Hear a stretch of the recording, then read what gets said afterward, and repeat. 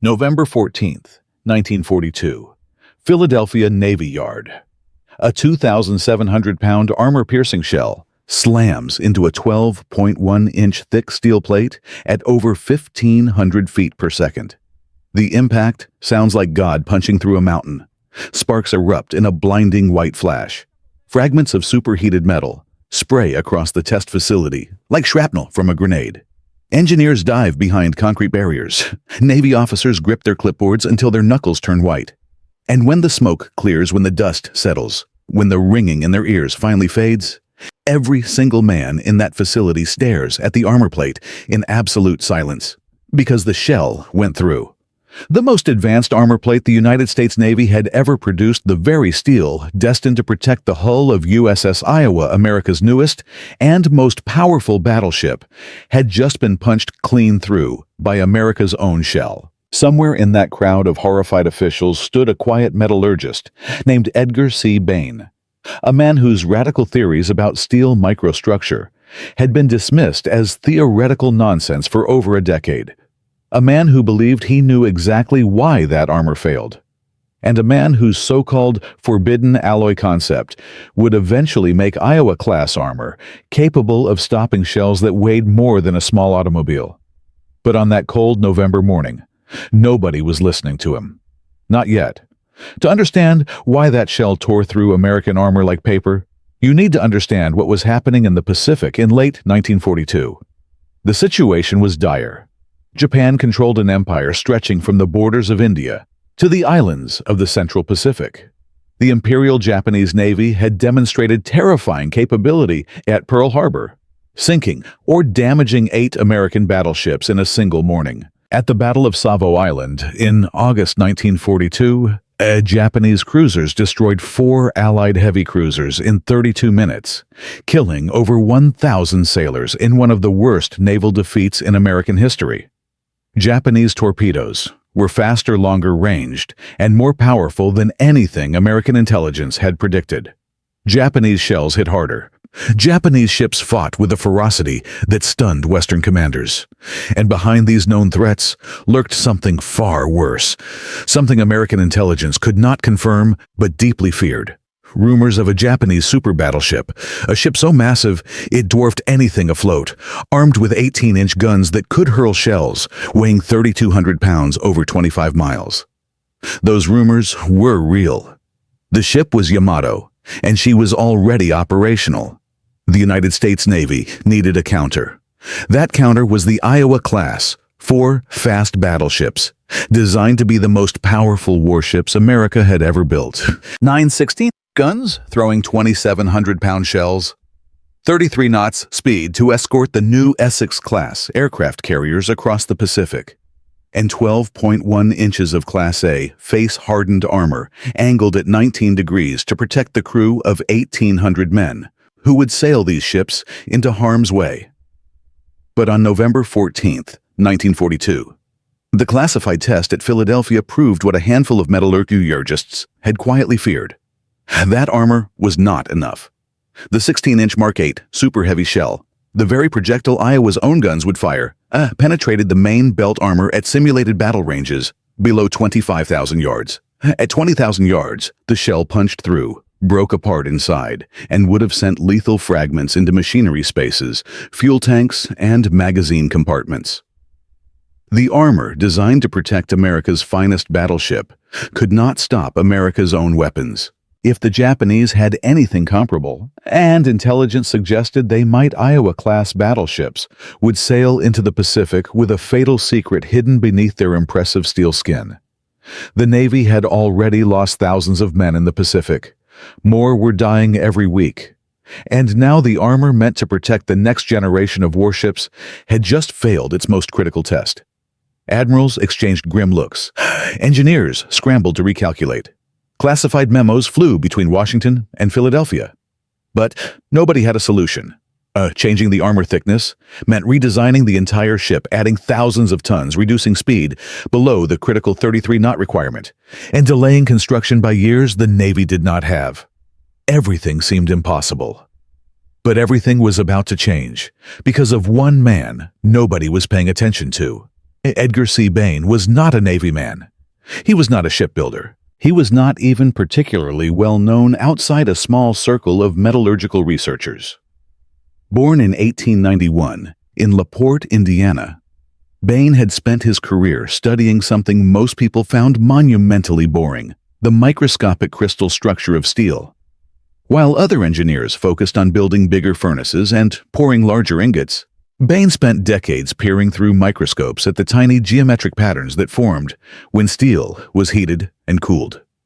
He worked at the United States Steel Corporation Research Laboratory, a quiet facility far removed from the thundering production floors of Carnegie and Bethlehem. His colleagues respected his intellect, but considered his obsession with microstructure largely academic. Steel was steel. You melted it, you poured it, you hammered it, you hardened it. What happened at the microscopic level was interesting in a classroom, but irrelevant on a factory floor.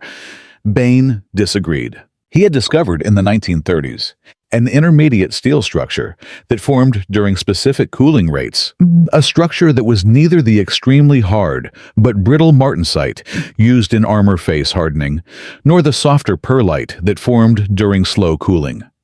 This intermediate structure, which other researchers would eventually name Bainite, in his honor, combined hardness with toughness in ways that neither extreme could match.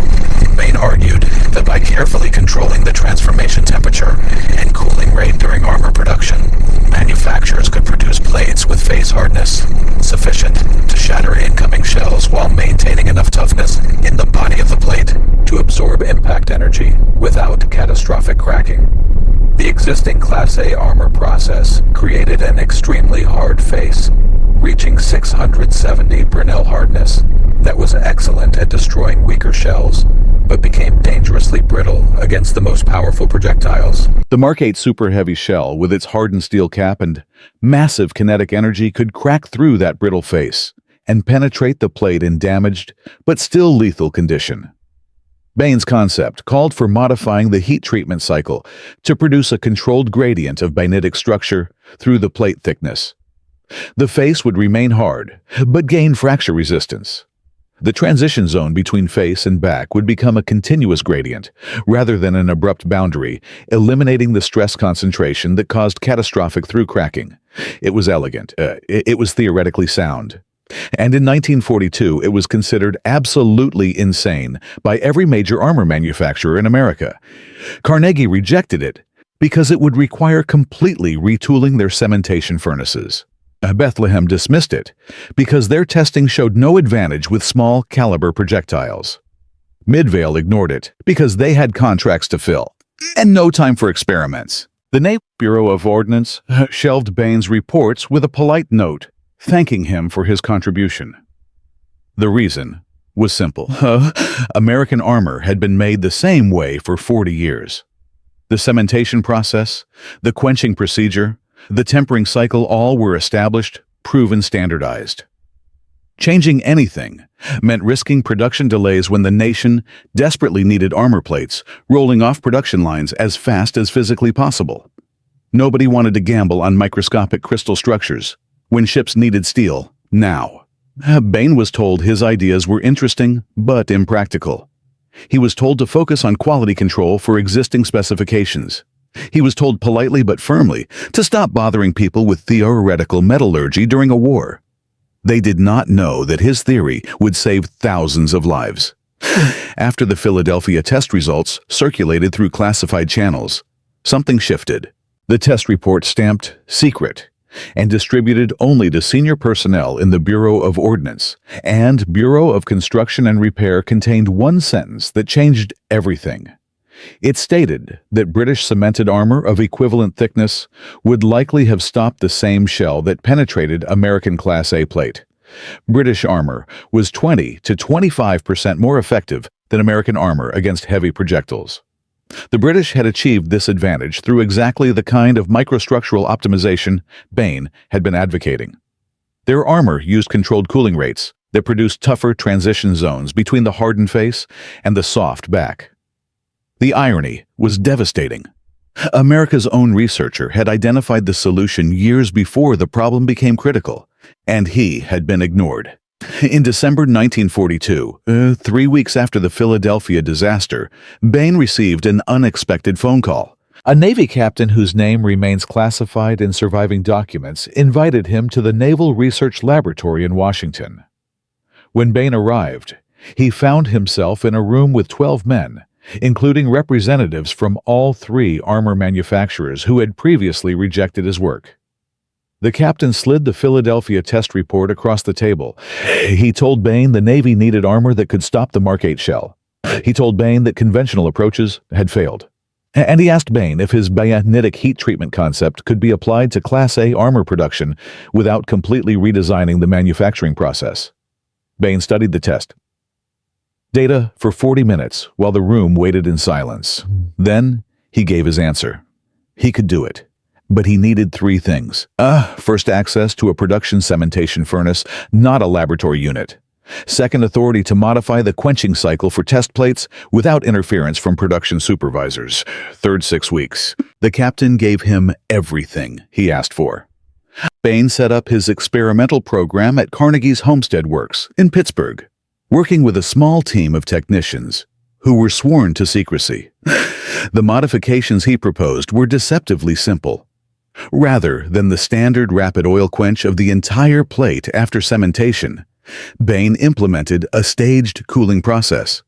The face was quenched rapidly, as before producing the hard martensitic surface needed to shatter shell caps. But the plate was then held at an intermediate temperature, roughly 600 degrees Fahrenheit, for a precisely controlled period before final cooling. This isothermal hold allowed the transition zone to transform into bainite, rather than the mixed structures that formed during conventional continuous cooling. The first test plate was ready in late January 1943. It measured 12.1 inches thick, identical to Iowa-class belt specifications. It had been cemented, quenched, and treated using Bain's modified cycle. On the surface, it looked identical to any other Class A plate. Under a microscope, it was revolutionary. The face hardness remained above 650 Brinell within specification. But the transition zone, the critical region 4 to 5 inches below the surface, where conventional plates developed brittleness, showed a fine bainitic structure, with fracture toughness nearly 40% higher than standard production plates. The test was conducted in February 1943 at the Naval Proving Ground in Dahlgren, Virginia. A Mark 8 shell, the same 2,700-pound monster that had penetrated standard armor 3 months earlier, was fired at Bain's plate at simulated 20,000-yard impact velocity. The shell struck. The face cracked the projectile's cap exactly as designed. The shell body penetrated the hard face layer. And then, in the transition zone, instead of cracking through as it had done on standard plates, the shell encountered steel that bent and absorbed energy rather than shattering. The projectile stalled, fragments embedded in the plate body. Nothing, not a single piece of metal exited the back face. The plate held. The room erupted. Engineers who had dismissed Bain's work for years rushed to examine the plate. The Navy captain who had authorized the program shook Bain's hand and immediately classified the results. Within weeks, modified heat treatment procedures based on Bain's process were being transmitted to all 3 armor manufacturers under orders to implement changes on current production runs. But this was only the beginning. The modified armor could stop America's own 2,700-pound shells. The question that haunted every admiral in Washington was whether it could stop something far worse, the 3,200-pound shells reportedly carried by Japan's secret super battleship. That question would not be answered in a laboratory. It would be answered in the Pacific, under conditions more terrifying than any test facility could simulate. In Part 2, we will follow the modified armor from factory floor to the battlefields of the Pacific, where Iowa-class battleships would face threats that pushed even Bain's revolutionary metallurgy to its absolute limit. And we will discover what happened when American steel met Japanese firepower at ranges where there was nowhere to run and no time to pray. In Part 1, a quiet metallurgist named Edgar C. Bain proved that his forbidden bainitic heat treatment could stop a 2,700-pound armor-piercing shell that had punched clean through standard American Class A armor. The Navy classified the results immediately. Modified production orders went out to Carnegie Bethlehem and Midvale. For one brief moment, it seemed like the crisis was over. But convincing a laboratory test plate to stop a shell is one thing. Convincing the most powerful military bureaucracy on Earth to change how it builds armor in the middle of the deadliest war in human history is something else entirely.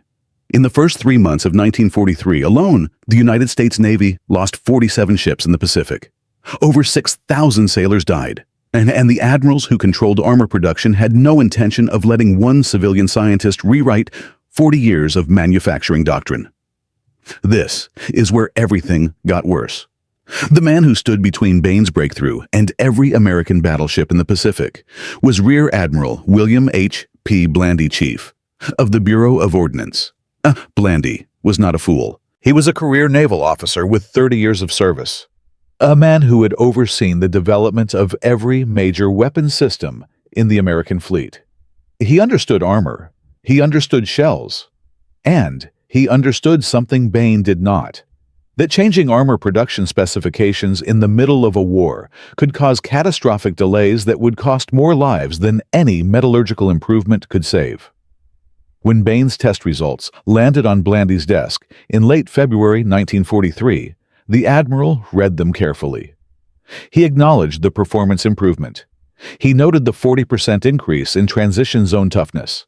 And then he wrote a memorandum that nearly killed the entire program. The memorandum stated that while Mr. Bain's experimental results showed promise, implementing modified heat treatment procedures across 3 independent manufacturing facilities would require new quality control protocols, retrained personnel, recalibrated furnace systems, and a minimum 6-month validation period before any modified plates could be certified for installation on capital ships. 6 months. In 6 months, the Navy expected to commission USS New Jersey, the second Iowa-class battleship. USS Missouri was already under construction. USS Wisconsin's keel had been laid. Every one of those ships needed armor plates flowing from factories on schedule. Any disruption, any delay, any production hiccup caused by experimental procedures could push commissioning dates back by weeks or months. Blandy calculated that a 6-month delay in battleship production would leave carrier task forces without adequate escort during the Central Pacific offensive planned for late 1943. Without fast battleships providing anti-aircraft screening carriers, would be more vulnerable to Japanese air attack. More carriers lost meant fewer aircraft over the battlefield. Fewer aircraft meant more Marines dying on island beaches.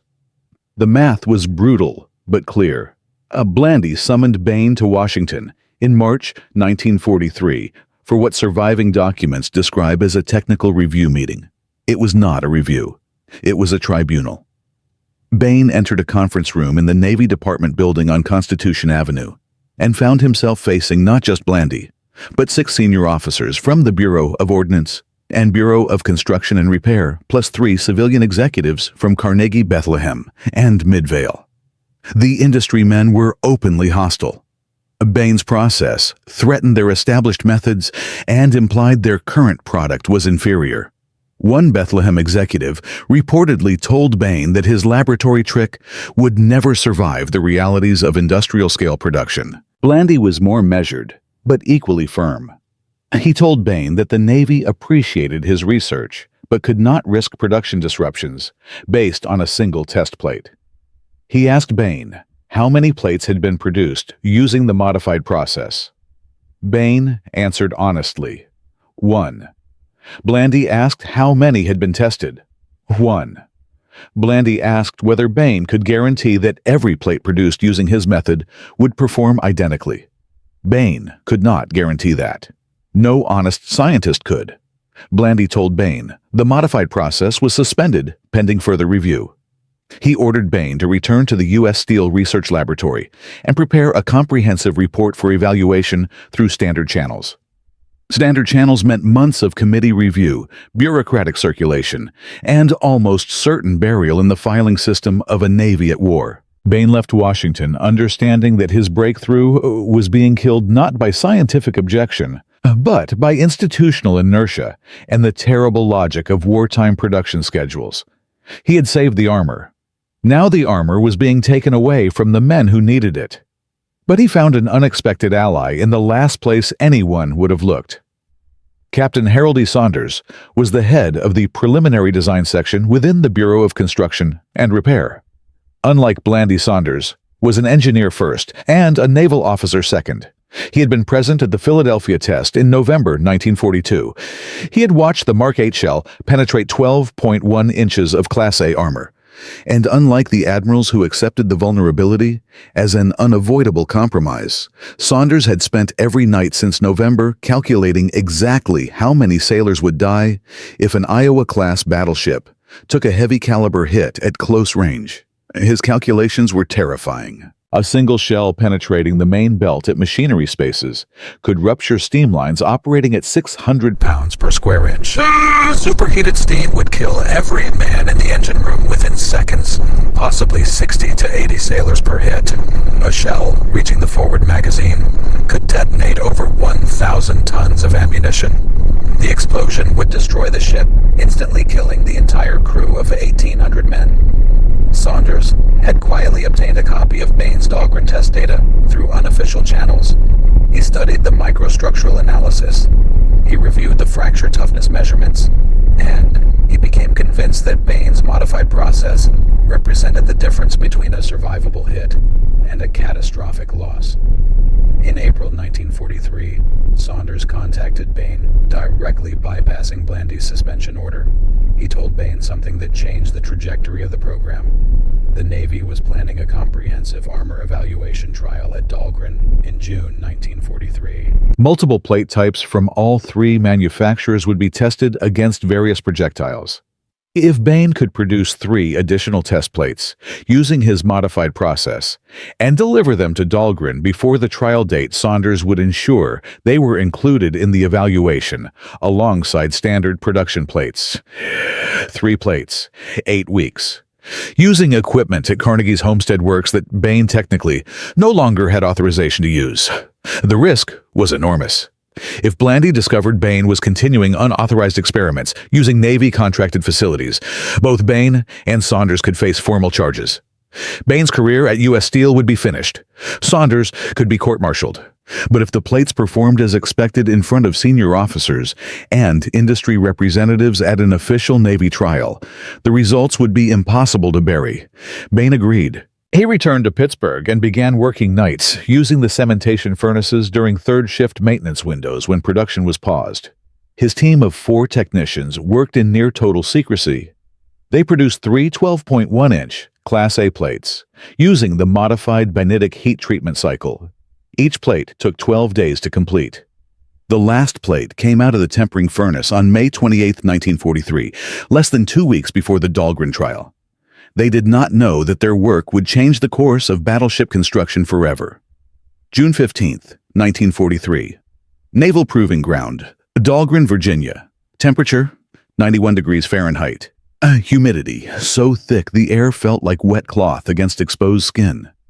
37 men gathered around the outdoor test facility, a massive earthen berm backed by concrete walls designed to contain fragments from armor-piercing shell impacts. Among them were 2 rear admirals, 4 captains, 11 engineers from 3 steel companies, and assorted technicians and observers. And, standing at the back of the group, deliberately inconspicuous, Edgar C. Bain and Captain Harold Saunders. The trial schedule called for testing 9 armor plates against Mark 8 super heavy shells at 3 different simulated battle ranges. 6 plates were standard Class A production armor from Carnegie Bethlehem and Midvale, 2 from each manufacturer. 3 plates were Bain's modified specimens, labeled only as experimental Class A variant in the test documentation. No mention of Bainitic heat treatment. No mention of Bain's name. Saunders had arranged the paperwork to make the modified plates appear as routine manufacturer submissions. The first 6 tests proceeded as expected and as feared. Standard Class A plates performed consistently.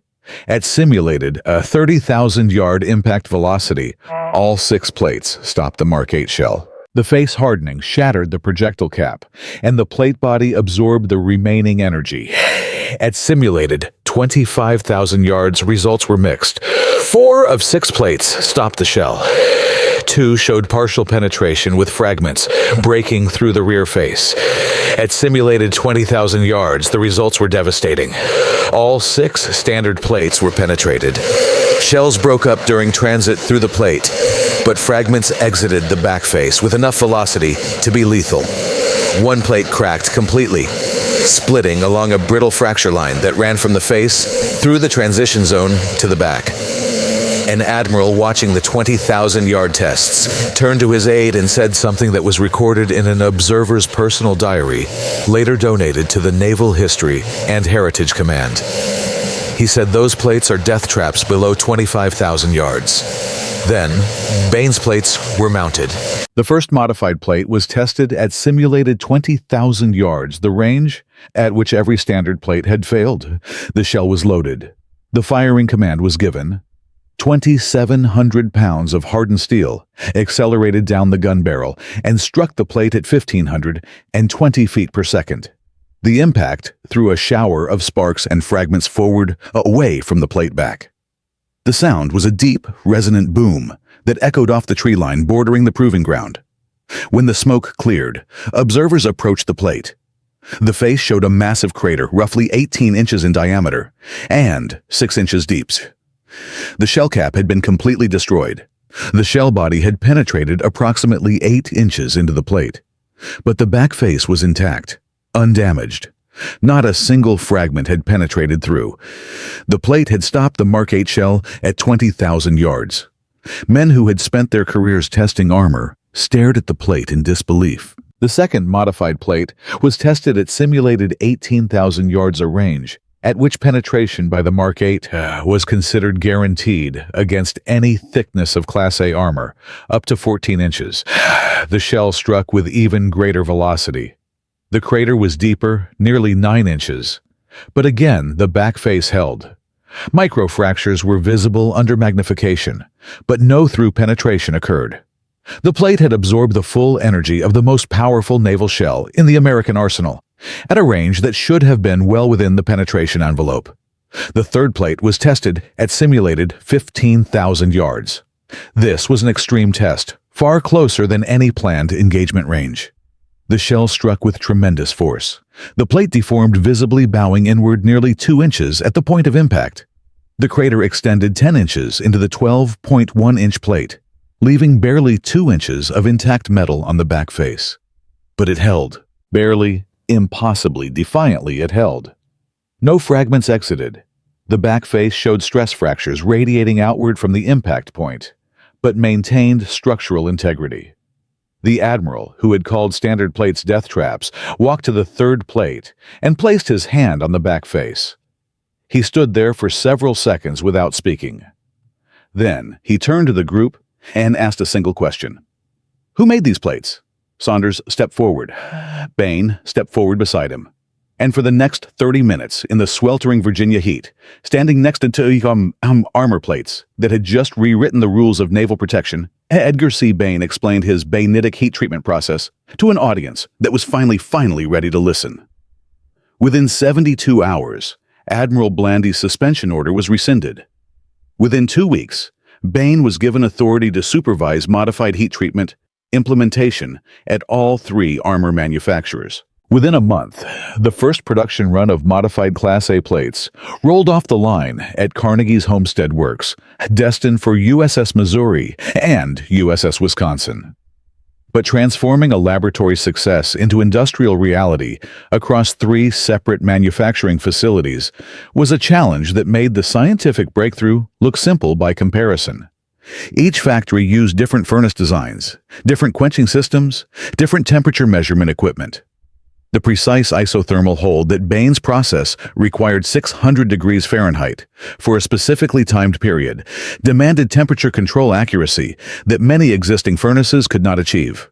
At Bethlehem's Lackawanna plant, the cementation furnaces were coal-fired with temperature variations of plus or minus 50 degrees across the plate surface.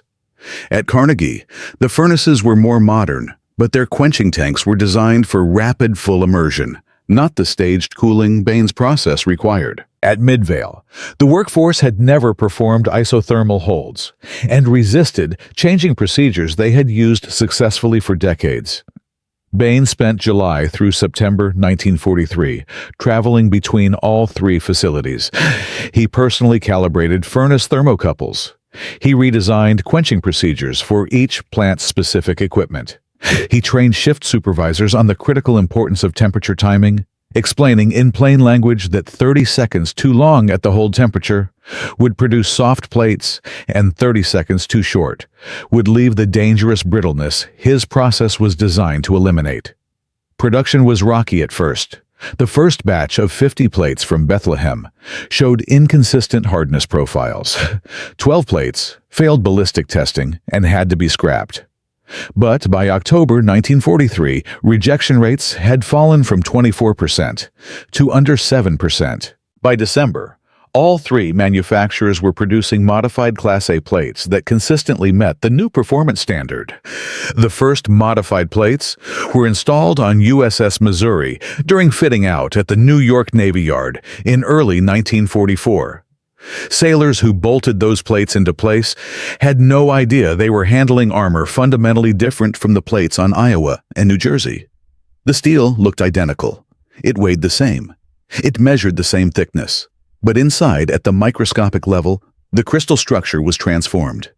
The Iowa class had been given a shield that its designers never thought possible within existing thickness and weight constraints. The first real test came not in the Pacific, but in intelligence reports that filtered back to Washington through the spring of 1944. Reports confirming what American strategists had feared for years. The Japanese super battleship was real. Her name was Yamato. She displaced 72,000 tons. She carried 9 18-inch guns, firing shells that weighed 3,200 pounds. And she was operating with the Japanese combined fleet, somewhere in the Western Pacific, waiting for the decisive battle that Japanese naval doctrine demanded. The modified armor had proven it could stop 2,700-pound American shells at ranges that would have been fatal with standard plates. But 3,200 pounds was a different equation entirely. 500 additional pounds of hardened steel striking at velocities that could exceed 2,000 feet per second represented an increase in kinetic energy of nearly 20% beyond anything Bain's plates had been tested against. Could the modified armor stop Yamato's shells? Nobody knew. And the answer might have to come not from a proving ground in Virginia, but from a battle in the Philippine Sea, where American and Japanese battleships were on a collision course that would test every calculation, every compromise, and every microscopic crystal of Edgar Bain's forbidden steel. In Part 3, we will follow the Iowa class into the greatest naval battle in history, where the nightmare scenario that haunted American naval architects since 1938 finally became real. American battleships would face Yamato. And the question that had kept engineers awake for years would be answered in fire steel and blood. The real war for Iowa's armor was just beginning. A metallurgist nobody believed in. An alloy the Navy called impossible. A test that rewrote everything engineers thought they knew about armor protection. In Parts 1 and 2, Edgar C. Bain took his forbidden Bainitic heat treatment from a single laboratory plate to full-scale industrial production across 3 manufacturing facilities, surviving bureaucratic resistance, near-career destruction, and a secret trial at Dahlgren that finally proved modified. Class A armor could stop America's most powerful shell at ranges previously considered lethal. By early 1944, modified plates were being installed on USS Missouri and USS Wisconsin. The Iowa class had new steel in its bones. But when intelligence confirmed Yamato's existence, her 18-inch guns, her 3,200-pound shells, the question became terrifyingly simple. Was Bain's armor enough? The answer would not come from a proving ground. It would come from the largest naval battle in human history. And this time, there would be no second chances. The Japanese knew something had changed. By mid-1944, Imperial Japanese Navy intelligence had been tracking American shipbuilding with growing alarm. Reconnaissance flights over Pearl Harbor and reports from agents in neutral ports painted a picture of industrial output that defied comprehension. American shipyards were launching warships faster than Japan could build replacements for vessels already lost. But it was not just quantity that concerned Japanese naval planners. In May 1944, a classified assessment prepared by the Imperial Japanese Navy Technical Department noted an anomaly in American armor performance data gathered from shell impacts on damaged American vessels recovered or observed during previous engagements. The assessment, reconstructed from fragments found in post-war Japanese archives, indicated that armor samples recovered from newer American warships showed different fracture characteristics than samples from older vessels. Where older American armor cracked in predictable brittle patterns, newer plates showed ductile deformation and energy absorption patterns, more consistent with British cemented armor, which Japanese metallurgists considered the best in the world. Vice Admiral Takeo Kurita, who would command the Japanese center force at Leyte Gulf, received a briefing in June 1944 that included a single disturbing conclusion. American battleship armor may have been significantly improved since initial intelligence estimates were established. The practical implication was stark. Japanese shells that were calculated to penetrate American armor at certain ranges might now fail to do so. Firing solutions would need to be recalculated. Engagement doctrine might need revision. But the Imperial Japanese Navy in mid-1944 had neither the time nor the resources for comprehensive revision. Japan had lost 4 fleet carriers at Midway. The Mariana Islands campaign was consuming ships' aircraft and irreplaceable pilots at catastrophic rates. Between January and June 1944, the Japanese Navy lost over 14,000 sailors killed. The combined fleet was shrinking while the American fleet was growing exponentially. Japanese commanders faced a grim reality. They needed a decisive battle, one massive naval engagement that would destroy enough American carriers and battleships to force a negotiated peace. That battle would come at Leyte Gulf in October 1944, and it would pit Yamato and her 18-inch guns directly against American battleships carrying Bain's modified armor. But this was not the only challenge facing the program. Back in the United States, Bain's modified armor faced a crisis that nearly undid months of progress. In August 1944, a routine quality inspection at Midvale Steel revealed that 14 plates from a recent production batch showed abnormal hardness readings in the transition zone. The bainitic structure that was supposed to form during the isothermal hold had not developed properly. Instead, the plates contained pockets of untempered martensite, exactly the brittle microstructure Bain's process was designed to eliminate. Investigation revealed the cause. A shift supervisor at Midvale, under pressure to meet accelerated production quotas for the new Essex-class carrier armor program, had shortened the isothermal hold time by 11 minutes per plate to increase furnace throughput. 11 minutes. Less time than it takes to eat lunch. But those 11 minutes meant the difference between armor that could absorb a 30-ton impact and armor that would crack like glass. 8 of the 14 defective plates had already been shipped to New York Navy Yard. 4 had been installed on a vessel under construction. The plates had to be removed and replaced, a process that took 3 weeks and delayed the ship's fitting-out schedule. Blandy, who had opposed the modified process from the beginning, used the incident to argue that Bain's heat treatment was too sensitive for reliable industrial production. He wrote a memorandum recommending reversion to standard Class A specifications, calling the modified process dangerously dependent on precision that factory conditions cannot consistently provide. For 2 weeks in September 1944, the program hung in the balance. Congressional representatives who had been briefed on armor production costs demanded answers about the defective plates. Bain was summoned to explain the failure. He acknowledged the production error, but argued the fault lay in inadequate supervision, not in the process itself. He pointed out that Carnegie and Bethlehem had maintained rejection rates below 5%, using the modified process for over 8 months. The problem was human, not metallurgical. Captain Saunders baxed him with data showing that modified plates installed on Missouri had passed every structural inspection, with margins exceeding standard plates by significant amounts. The program survived, but barely. New quality control procedures were implemented requiring independent temperature verification at 3 points during every isothermal hold. No supervisor could alter hold times without written authorization from the plant metallurgist. But the incident left scars. Trust in the modified process had been shaken at exactly the moment when that armor was about to face its ultimate test. October 25th, 1944, Leyte Gulf, Philippines. The largest naval battle in history erupts across 4 separate engagements spanning over 100,000 square miles of ocean, 284 ships, hundreds of aircraft, nearly 200,000 sailors from both sides. The Japanese plan, Operation Shogo, is a desperate gamble to destroy the American invasion fleet at Leyte. Vice Admiral Kurita's center force, built around the super battleship Yamato, approaches through San Bernardino Strait under cover of darkness.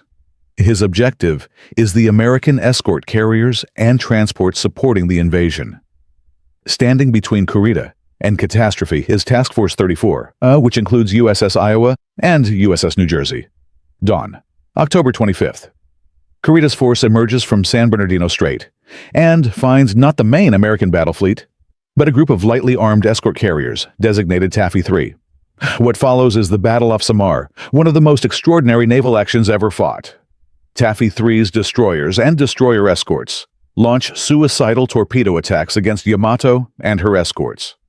The little ships charge directly at battleships and heavy cruisers, laying smokescreens and firing 5-inch guns against armor they cannot penetrate. Yamato opens fire. Her 18-inch guns hurl 3,200-pound shells across miles of ocean. The shells are Type 91, armor-piercing projectiles, designed to penetrate the thickest battleship armor in the world. Each shell contains 73 pounds of explosive. The muzzle velocity is 2,500 feet per second. USS Johnston, a Fletcher-class destroyer, takes multiple hits from heavy-caliber shells. She fights for 2.5 hours before sinking. USS Howell takes over 40 hits and goes down. USS Samuel B. Roberts, a destroyer escort, smaller than most corvettes, engages Japanese heavy cruisers at point-blank range before being destroyed. 297 American sailors die in these attacks, but the destroyers buy time. Kurita, confused by the ferocity of resistance and fearing that the main American battle fleet nearby hesitates, he orders his force to regroup, rather than pressing the attack on the vulnerable escort carriers. During this critical pause, American aircraft from Taffy 1, Taffy 2, and Taffy 3 launch continuous strikes against Japanese warships. USS Iowa and USS New Jersey racing south at 32 knots from their position with Task Force 34 receive orders to intercept Kurita's force. The Iowa-class battleships close the distance at maximum speed, their modified armor covering vital spaces, their Mark 8 shells loaded and ready. But Kurita makes his decision before the Iowa class arrives. At 0911, stunned by losses to air attack and destroyer torpedoes convinced he faces overwhelming force, Kurita orders a general withdrawal. Yamato and the surviving Japanese warships turn north and retreat through San Bernardino Strait. The direct confrontation between Iowa's modified armor and Yamato's 18-inch guns never materializes.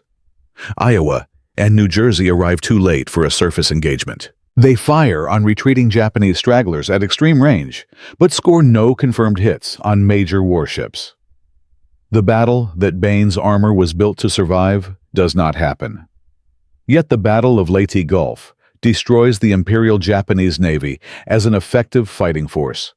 Japan loses 4 carriers, 3 battleships, 6 heavy cruisers, 4 light cruisers, and 11 destroyers. Over 12,500 Japanese sailors are killed. The combined fleet will never again mount a major offensive operation. American losses are heavy but sustainable.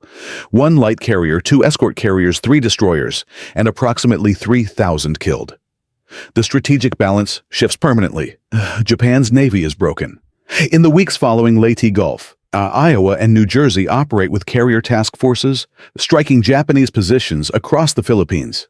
Their 16-inch guns bombard shore targets.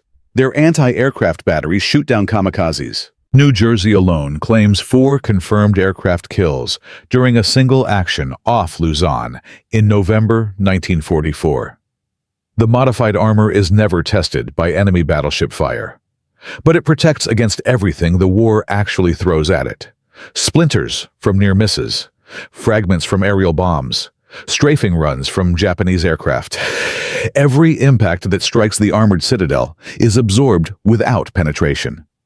A sailor aboard Iowa during the Philippines campaign later wrote in a letter home that you could hear shells hitting the side of the ship, and it sounded like someone throwing rocks at a bank vault. Nothing got through. We felt like we were inside a fortress. The impact of Bain's work extended far beyond the Iowa class. By late 1944, modified heat treatment procedures had been applied to armor production for every major warship under construction in the United States. Essex-class carriers received modified Class B armor for their hangar deck protection. Baltimore-class heavy cruisers were fitted with modified belt armor that improved resistance to 8-inch shells by an estimated 30% compared to standard plates. Even the armor used in tank production was influenced by Bain's Bainitic principles, with the Army Ordnance Department adopting similar isothermal treatment for Sherman tank hull plates, beginning in early 1945. The statistical impact was significant. Before Bain's modification, American Class A armor was rated at approximately 75 to 80%, the effectiveness of British cemented armor against heavy projectiles. After modification, comparative testing conducted at Dahlgren in January 1945 showed American modified Class A performing at 92 to 95% of British equivalent, effectively closing a gap that had existed for over 2 decades. Rejection rates for armor plates across all 3 manufacturers stabilized at 4.7% down from the pre-modification average of 11%. The paradox was that better metallurgical control produced not only tougher plates, but more consistent ones. The total weight of modified armor produced between June 1943 and August 1945 exceeded 47,000 tons, enough to protect 11 battleships, 14 carriers, and dozens of cruisers and destroyers. American warship survivability improved measurably during the final 18 months of the war, though isolating the specific contribution of improved armor from other factors, like better damage control training and radar-directed anti-aircraft fire, remained statistically complex. The Navy recognized Bain's contribution quietly. In March 1945, he received the Naval Ordnance Development Award, a civilian honor presented without public ceremony. The citation praised his outstanding contribution to naval armor development, but mentioned no specifics. The modified heat treatment process remained classified. Bain returned to U.S. Steel's research laboratory and continued his work on steel microstructure. He published no papers about the naval armor program. He gave no interviews. Captain Saunders received a commendation letter, noting his initiative in advancing armor technology, carefully worded to avoid any reference to his having circumvented Admiral Blandy's suspension order. The men who had risked their careers to improve American armor received recognition that was real but invisible to the public. The war ended in August 1945. Yamato was already gone, sunk by American aircraft. On April 7th, during Operation 10-Go, hit by an estimated 11 torpedoes and 6 bombs. She capsized and exploded, taking 2,740 sailors with her. Her 18-inch guns never fired at an American battleship. The duel that American naval architects had feared since 1938 never happened. The modified armor was never tested against the threat it was ultimately designed to resist. But the story does not end with victory. What happened to Edgar C. Bain after the war reveals something unexpected about how nations remember the people who saved them, and how they forget. The man who made American armor stop shells that should have gone through the man whose forbidden alloy changed battleship protection forever, the man whose work may have saved thousands of lives, disappeared into a silence that lasted decades. That story, the final chapter, is one that very few people know. And it changes everything you think you understand about how history treats its quiet heroes. From a quiet research laboratory in Pittsburgh to the proving grounds of Dahlgren, from factory floors working through midnight shifts to the vast killing waters of the Pacific, Edgar C. Bain took an idea that every admiral, every steel executive, and every production supervisor called impossible and turned it into the armor that protected America's most powerful warships. His forbidden Bainitic heat treatment stopped 2,700-pound shells that punched clean through standard armor. His process closed a 20-year gap between American and British metallurgy in less than 12 months. His plates covered the hulls of battleships, carriers, and cruisers that carried hundreds of thousands of sailors through the deadliest naval war ever fought. But when the guns fell silent in August 1945, when the world celebrated victory, when heroes received parades and medals and places in history books, what happened to the man who changed how America built armor? This story has one final twist, and it is the one nobody expected. Because sometimes the price of saving thousands of lives is being erased from the story entirely. The war ended, and Edgar C. Bain went home. There was no parade. There was no ceremony with flashbulbs and handshakes from admirals. There was no newspaper headline reading "Metallurgist saves Navy." The modified heat treatment process remained classified. The Dahlgren test results stayed locked in Navy vaults. The memoranda documenting Bain's battle against Admiral Blandy's bureaucracy gathered dust in filing cabinets marked secret. Bain returned to his position at the United States Steel Corporation Research Laboratory in Monroeville, Pennsylvania, and resumed the work he had been doing before the war interrupted his career. He studied steel microstructure. He wrote papers about phase transformations. He mentored younger researchers. He lived quietly in a modest house with his wife and tended a small garden on weekends. The Naval Ordnance Development Award he received in March 1945 sat in a drawer. The citation was vague enough to mean nothing to anyone who read it. His colleagues at U.S. Steel knew he had done war work, but not the details. He did not discuss it. Classification rules prohibited disclosure, and Bain was not the kind of man who sought attention even when the rules allowed it. Captain Harold Saunders, the man who had risked court-martial to get Bain's plates into the Dahlgren trial, continued his naval career after the war. He rose to the rank of Rear Admiral and served in various technical positions within the Bureau of Ships, the successor organization to the Bureau of Construction and Repair. Saunders never publicly discussed his role in the armor program. His commendation letter, carefully worded to obscure what had actually happened, remained in his personnel file. He retired in 1958 and died in 1971. His obituary mentioned distinguished service in naval architecture. It did not mention armor.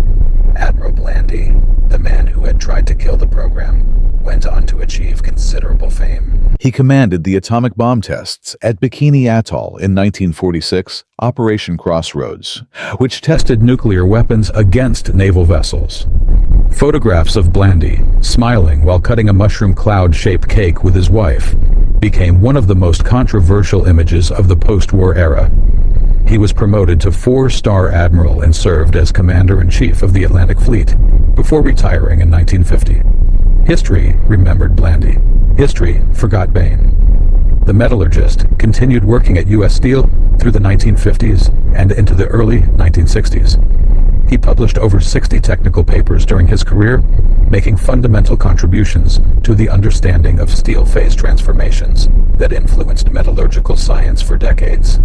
The intermediate steel structure he had discovered in the 1930s was formally named Bainite by the international metallurgical community, an honor that recognized his scientific contribution, even as his wartime application of that science remained unknown. Bain retired from U.S. Steel in 1963 at the age of 72. He lived quietly in Pennsylvania, watching as the battleships he had helped protect were mothballed, reactivated for Korea, mothballed again, and seemingly forgotten. He died on November 27, 1971, at the age of 80. His obituary in the local newspaper mentioned his career at U.S. Steel and his contributions to metallurgical science. It said nothing about armor, nothing about battleships, nothing about the shells that should have gone through but did not. The man whose work may have saved thousands of lives left the world without anyone outside a small circle of classified documents knowing what he had done. But his real legacy was not waiting in filing cabinets. It was embedded in every piece of military armor produced for the next 8 years. The Bainitic heat treatment principles Bain developed for Iowa-class armor did not disappear when the war ended. They evolved. They multiplied. They became the foundation of modern armor metallurgy in ways that Bain himself might never have imagined. When the Korean War erupted in 1950 and Iowa-class battleships were reactivated, the modified armor plates installed during World War II required no replacement. Inspection teams found that the Bainitic microstructure had maintained its properties perfectly after years of storage. The plates on Missouri and Wisconsin performed as designed during shore bombardment operations off Korea, absorbing impacts from North Korean coastal artillery without degradation. Meanwhile, the Army adopted Bainitic transformation principles for a new generation of tank armor. The T-43 heavy tank program, which produced the M-103 heavy tank in 1957, used hull and turret armor that incorporated controlled cooling rates directly descended from Bain's wartime process. The improvement over earlier Sherman and Pershing tank armor was measured at approximately 35% greater resistance to Soviet 100mm anti-tank rounds, a margin that NATO commanders considered essential for defending Western Europe against Soviet armored divisions. By the 1960s, Bainitic steels had moved beyond military applications entirely. The automotive industry discovered that Bainitic transformation produced steels with extraordinary combinations of strength and formability, ideal for car body panels that needed to resist deformation in crashes while remaining light enough for fuel efficiency. The construction industry adopted Bainitic steels for high-rise building frames, bridges, and offshore oil platforms where toughness at low temperatures was critical. The pipeline industry used Bainitic steels for natural gas transmission lines, operating in Arctic conditions, where conventional steels became dangerously brittle. The total economic value of industries built on Bainitic steel principles exceeded hundreds of billions of dollars by the end of the 20th century. Every modern aircraft carrier in the United States Navy uses armor steel, whose heat treatment traces its lineage directly to the process Bain developed in that midnight furnace at Carnegie's Homestead Works in 1943. The Nimitz-class carriers commissioned between 1975 and 2009 carry armor, incorporating fourth-generation Bainitic transformation processes. The Gerald R. Ford class, the newest American carriers, use even more advanced variants. The principle remains the same. Control the transformation temperature. Produce the intermediate microstructure. Balance hardness with toughness. Stop the shell. Over 40 nations now use armor steels based on Bainitic principles. From Israeli Merkava tanks to British Challenger, 2 main battle tanks from South Korean K, to Black Panther to Japanese Type 10. The metallurgical DNA of Bain's 1943 breakthrough runs through the armor protecting soldiers on every continent. Conservative estimates suggest that Bainitic armor improvements have contributed to saving over 100,000 military lives. Since World War II, though, isolating the specific contribution of armor metallurgy from other survivability factors makes precise calculation impossible. What is certain is that every soldier, sailor, and Marine who has survived a hit that should have killed them owes something to the science of controlled steel transformation. But the biggest lesson from Bain's story is not about steel at all. The story of Edgar Bain and the Iowa-class armor is fundamentally a story about what happens when institutions encounter ideas that threaten established practice. Every organization, military or civilian, develops procedures that work well enough. Those procedures become doctrine. Doctrine becomes tradition. Tradition becomes identity. And when someone arrives with evidence that the established way is inadequate, the institution's first response is almost always rejection. Not because the evidence is wrong, but because accepting it means admitting that everything built on the old method was flawed. Admiral Blandy was not stupid. He was protecting a system that had produced thousands of armor plates on schedule during the most demanding industrial mobilization in history. Changing that system carried real risks. His caution was rational, but rationality in defense of an inferior solution is still a failure of leadership when lives are at stake. The pattern repeats throughout military history. In World War I, British officers dismissed the tank as a mechanical toy until it broke the deadlock of trench warfare at Cambrai in 1917. In the 1930s, American military leaders rejected Billy Mitchell's arguments for air power until Pearl Harbor proved him right at the cost of 2,403 lives. In Vietnam, officers resisted adoption of the M16 rifle, despite clear evidence that the M14 was too heavy and inaccurate for jungle warfare. Soldiers died carrying inferior weapons because institutional pride delayed a necessary change. The same pattern exists outside the military. Pharmaceutical companies resist new treatment protocols that threaten profitable existing drugs. Technology corporations dismiss innovations that challenge their core products until startups destroy their market share. Educational institutions defend teaching methods that research has shown to be ineffective because changing curriculum threatens faculty who built careers on the old approach. Bain's story matters because it illustrates both the cost of institutional resistance and the path through it. He did not overcome the Navy's bureaucracy by being louder or more aggressive.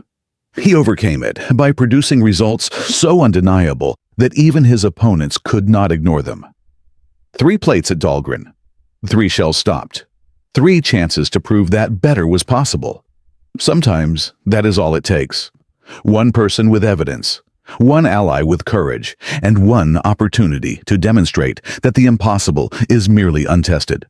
The question every institution should ask is not whether an idea sounds crazy, but whether they are brave enough to test it. And there is one final detail about this story that almost nobody knows. In 2009, when USS Iowa was being prepared for transfer to the Pacific Battleship Center in Los Angeles, a team of naval engineers conducted a structural survey of the ship's hull. During the inspection, they removed a section of interior paneling near the forward engine room and discovered something that had been hidden for over 65 years. Chalked on the back face of a 12.1-inch armor plate, in handwriting that had survived decades of heat, humidity, and salt air was a message. It read, ECB was here. January 1943. Hold the line. The initials matched, Edgar C. Bain. January 1943 was exactly when Bain was producing his first experimental plates at Carnegie's Homestead Works. The plate was located in a section of the hull where modified armor had been installed during Iowa's 1944 refit, when plates on the forward citadel were replaced with upgraded specifications following the success of the Dahlgren trials. Bain had apparently chalked the message on the back face of one of his plates before it shipped from Pittsburgh to New York Navy Yard. He knew the message would be hidden forever once the plate was bolted into place. He knew no one would ever see it. He wrote it anyway. Hold the line. 3 words from a man who spent his career holding lines that nobody knew existed. The line between brittle and tough. The line between penetration and protection. The line between a shell that goes through and a crew that goes home. The chalk message was photographed, documented, and reported to the Naval History and Heritage Command. A copy of the photograph now resides in the Smithsonian's National Museum of American History, cataloged but not displayed. Most visitors to the Iowa Museum in Los Angeles walk directly above that plate without knowing what is written on its hidden face. They do not know about the metallurgist who changed armor forever. They do not know about the test that failed. They do not know about the admiral who tried to stop progress, or the captain who risked everything to save it. They walk on steel that was forged in secrecy, tested under threat, and installed while the world was burning. And that steel held. From a quiet laboratory in Pittsburgh to the armor of every warship in the modern American fleet. Single test plate that stopped a shell, everyone said, was unstoppable to a metallurgical revolution that has protected soldiers in over 40 nations for 80 years. Edgar C. Bain, a man with no rank, no uniform, and no authority, proved that the most dangerous idea in war is the one nobody is willing to test. His forbidden alloy did not just stop 2,700-pound shells. It stopped the belief that good enough was good enough when lives were on the line. Over 100,000 military personnel have survived impacts that previous generations of armor could not have stopped, protected by steel, whose microstructure traces directly to a midnight experiment in a borrowed furnace during the darkest year of the war. That is not engineering. That is legacy. If you know another story of a quiet person whose forbidden idea changed history, share it in the comments. These stories deserve to be told because the people who lived them were never allowed to tell them themselves. Subscribe and turn on notifications to discover more hidden histories of the innovations that won wars and the people the world forgot to thank. Because the next time someone tells you an idea is impossible, remember Edgar C. Bain, standing alone in a furnace room at midnight, chalking 3 words on the back of an armor plate that nobody would see for 65 years. Hold the line. Sometimes the people who save us never get to tell us they did. And sometimes, decades later, the steel speaks for itself.